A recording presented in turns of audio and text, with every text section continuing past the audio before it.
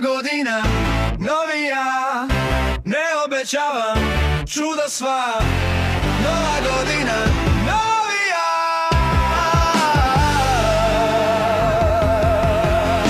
U ponoć poverujemo da jedna noć uz vatromet i rusku salatu može da obriše karakter, da loše navike ustanu, pristojno se zahvale i u kaputu izađu u sneg, bez da zalupe vrata.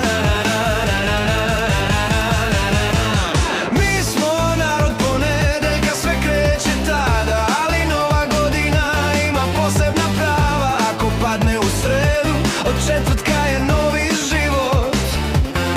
Starija radi do ponoći, novi ja dolazi sutradan u 8, odmoran, motivisan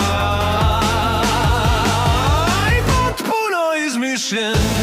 Nova godina, novi ja, ne obećavam čuda sva. Ako bude malo bolji, to je moja revolucija.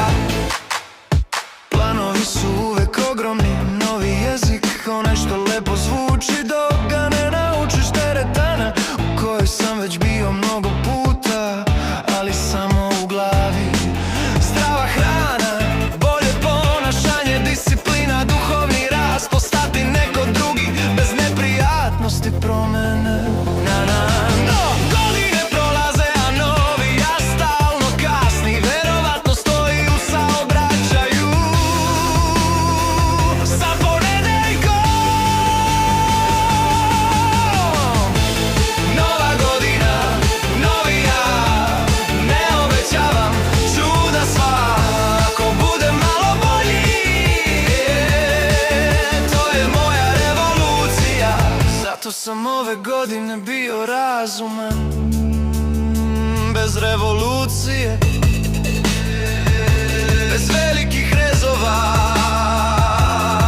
Moj novi ja ne uči španski, ne voli trčanje. Moj novi ja ne jede čips sa ukusom sira, ne sav čips, ne sir, nikako sir, samo taj čips. Smatram to napretkom, ne promenom sveta, ali jasnim upgrade-om.